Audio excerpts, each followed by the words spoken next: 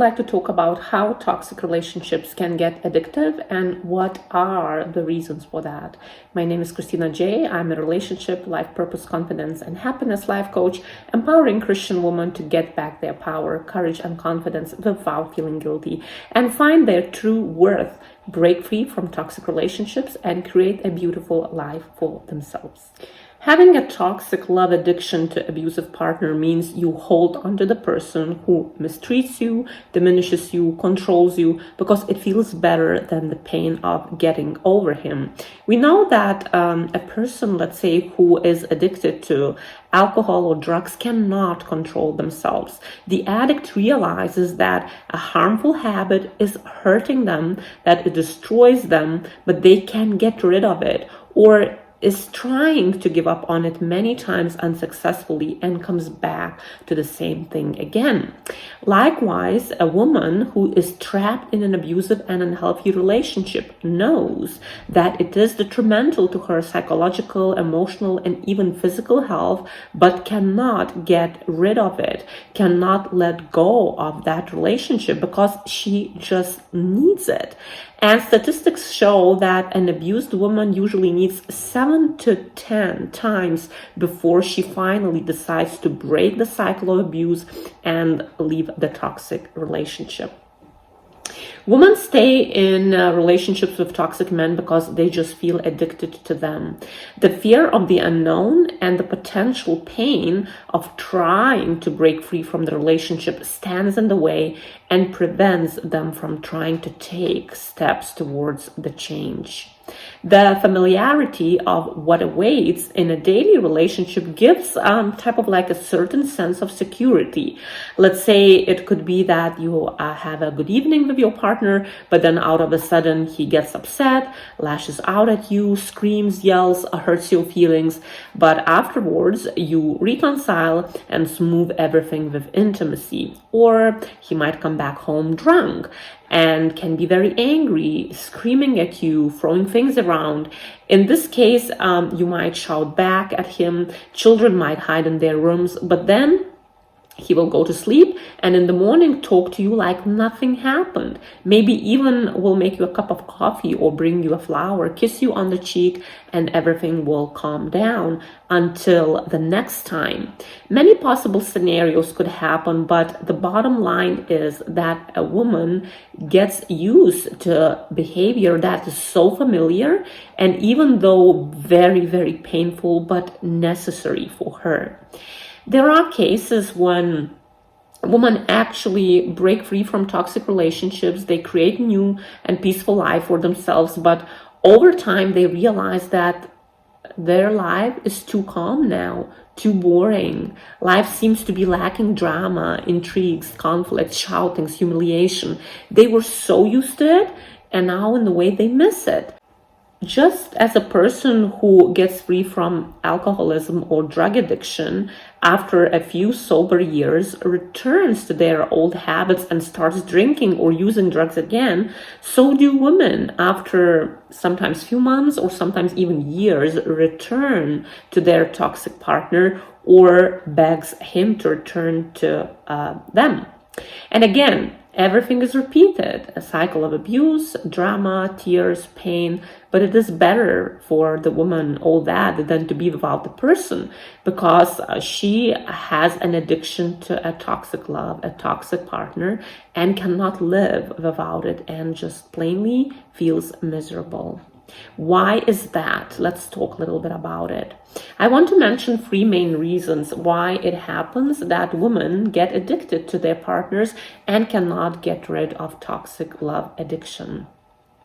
The first reason that I would like to mention why women become addicted to their partners and live in a toxic relationship and toxic love is that number 1, they saw a distorted picture of the relationship and love in their childhood, adolescence years, or even adulthood. If you grew up in a violent environment and learned from your parents during childhood that love is equal to conflict, drama, insults, constant arguments, infidelity, alcohol abuse, and then reconciliation and again drama, you may think this is an example of a true and healthy relationship.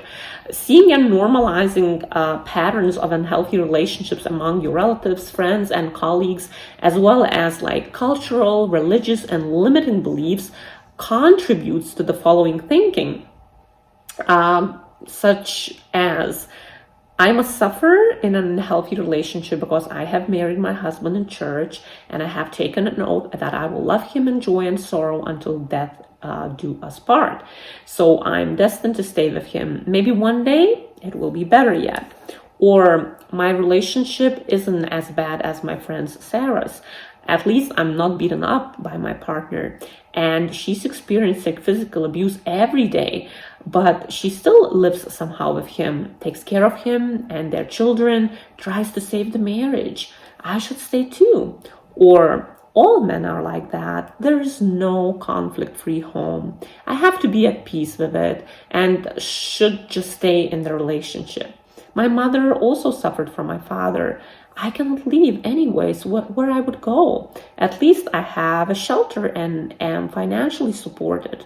So all of these beliefs, also seeing the unhealthy and toxic love in others, makes you to normalize the abuse, the disrespect for you, and pain in your relationships. You stay because this kind of relationship satisfies you and you don't even imagine otherwise. The second reason why women become dependent on their partner and live in an unhealthy relationship and toxic love is that they have created a trauma bond with their partner. I have created a whole separate video on this topic, and if you would like to learn more about the cycle of abuse and trauma bond, I would recommend you to watch it, and link is above. But I would still like to talk about it briefly now because trauma bond plays a very important role in the development of partner dependence, addiction to toxic love, and unhealthy relationships. What is a trauma bond? Well, trauma bond is a dysfunctional attachment that occurs in the process of danger, shame, or exploitation. It is being connected to someone through your inner wounds. The emotional attachment known as trauma bond develops out of a repeated cycle of abuse and then devaluation and positive reinforcement. And the trauma of abuse might create powerful feelings you struggle to make sense of, especially when abuse alternates with kindness and intimacy. And it is very natural to develop a bond with someone who treats you with kindness and care. And many abusive relationships begin with a shower of affection and assurances of love. And when the abuse begins to treat you wrong, it may take you by surprise. Afterwards, your partner might apologize and swear to change, or even insist that he was just upset. And these attempts to manipulate often succeed since you remember the early days of the relationship and believe that they can be that person again. It is generally easier to leave a situation that entirely bad, one where the abusive person never offers any kindness or concern for your well-being. If you don't believe someone will ever change, you probably would not stick around that person. But in abusive relationships, your partner occasionally does treat you well and might bring you gifts, flowers, call you their soulmate, tell you that you are the best sex partner, shower you with compliments in front of others, hold you in their arms. Then when his anger outbursts come, or he devalues you, belittles you, controls you, demonstrates other signs of an abuse, you feel horrible. But soon after that, he starts treating you nice again. And you forgive him till next time, until next. And that is so-called abusive cycle.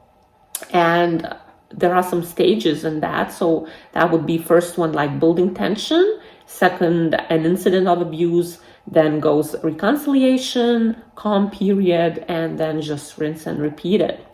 All that creates a traumatic bond or trauma bond, and you still see the good side of an abuser, and you hope that one day his abuse will stop and he will eventually become that awesome guy you know on good and calm days. Therefore, you just stay and cling onto the toxic hope and wait for a real change to happen, which might unfortunately never occur. The reason number 3 why women might become addicted to their toxic partner and live in toxic relationships and toxic love is that they have codependency traits, and they depend on other people's opinions and approval, have very low self-esteem, and just plainly live to serve others.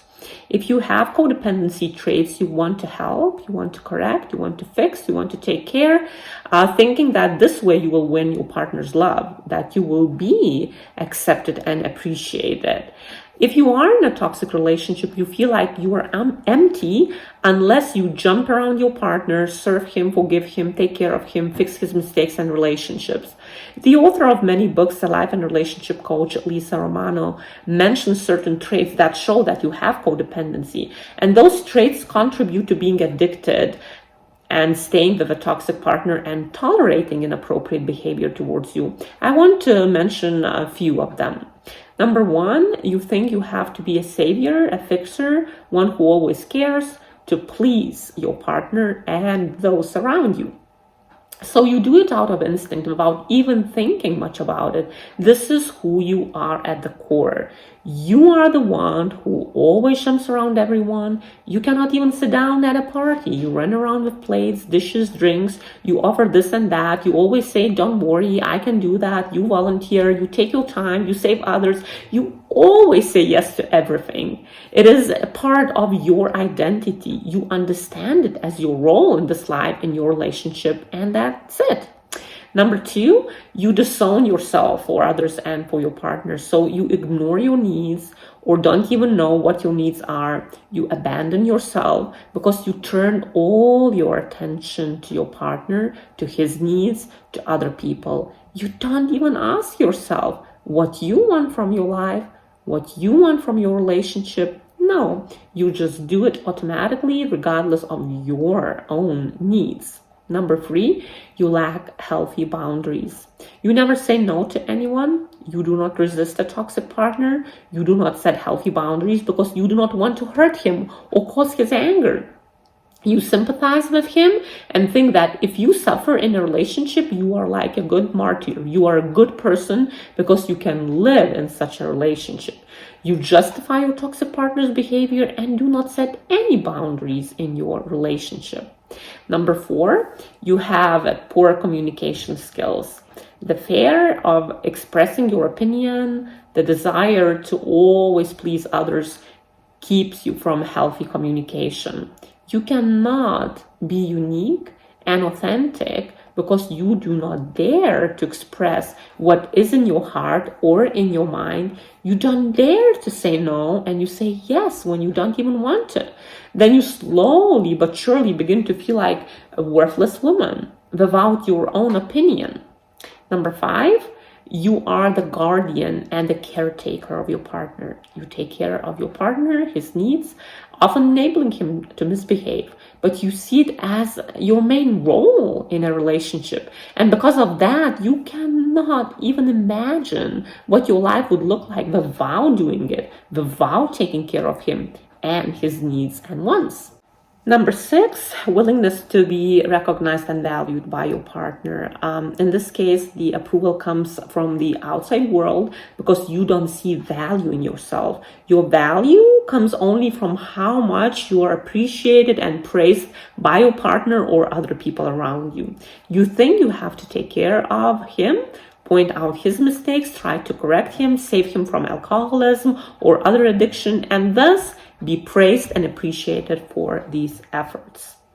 All of these codependency traits only strengthen your attachment to your partner, and the toxic relationship is like a drug to you. You want to be needed and valued, so you have to be serving your partner, be his guardian, be his advocate. You want to be noticed, you want to be praised, so you are trying your best to please your spouse. If someone told you that you have to stop doing this today, right now, you would feel horrible, because it is a part of your normal life and part of your relationships. It is part of who you are. Nevertheless, you also must understand that if you do nothing and just continue to justify a toxic relationship based on religious, cultural, and limiting beliefs, if you do not try to break the trauma bond, if you continue to be a guardian and advocate in a relationship, you will never be free from the slavery of abuse and toxic relationship. You stay in the abusive relationships because you have an addiction to your toxic partner and just can't get rid of it. But just as a person addicted to drugs or alcohol can overcome the addiction by putting a lot of effort into working with themselves, spending time in rehabilitation, the same, a woman who is addicted to a toxic relationship can get rid of it by working on herself and using different methods and strategies. One of the key steps in getting rid of an addiction is to stop consuming a substance that is harmful to your body. And in a toxic relationship, you have to take a step towards ending the addiction of toxic love. That's it. You have to separate yourself from the toxic partner for a while. You have to rehabilitate yourself, learn about yourself, start loving yourself, learn to set healthy boundaries. Can this be done by living with a partner that has toxic traits? Yes, but it will be much harder and more complicated. It will take lots more willpower and work with yourself. Can an alcoholic stop consuming alcohol when the shelves in the room where he is are loaded with alcohol? Well, maybe he can, but there will be many more temptations, difficulties, and trials. Can an addict stop using drugs and recover if he has an access to drugs? Maybe, but it will be much more complicated. Can a woman who's stuck in the unhealthy relationship get rid of her addiction to a toxic partner when they live together? Can she strengthen herself? Maybe, yes, but it will be much more difficult than for a woman who decides to separate from her partner and go into so-said rehabilitation, during which she will be able to heal, invest in herself, learn to love herself, learn to communicate healthfully, and draw healthy boundaries for her partner. And after, she might choose to reconcile with her partner and return to him if she sees sincere changes in him, or decides to end the violent and toxic relationship permanently. All I know is that if a woman does not take the initiative, does not look for answers, does not learn about healthy and toxic love, does not start to change her life, and hopes that her partner will one day miraculously change, she is just plainly deceiving herself. She may wait until her death and may be trapped in the pain of the relationship for the rest of her life. I want to encourage you to not remain stuck in toxicity. Look for answers, analyze yourself, your choices, your thoughts, your limiting beliefs. Learn more about what is healthy love and what is toxic, what is a manipulation, narcissism, emotional, verbal, or any other type of abuse, and take a step forward towards creating a beautiful and meaningful life for yourself with your partner next to you, who is committed to major changes in your relationship, or without him if he does not show the desire to improve, change, and continues to humiliate, exploit, and hurt you with his words and actions. Well, thank you for staying with me till the end. If you haven't subscribed to my channel, please do and click subscribe. If you would like to contact me and book a free 30-minute discovery coaching session, or purchase a package of 4, 6, or 12 sessions and work with me to break free from a toxic relationship, learn to love and respect yourself, boost your self-esteem and self-confidence, you can do that writing to my email. My contacts are in the description below. Remember, you are worthy of a healthy love, respect, and kindness. You are a beautiful daughter of God. See you next time, and bye for now.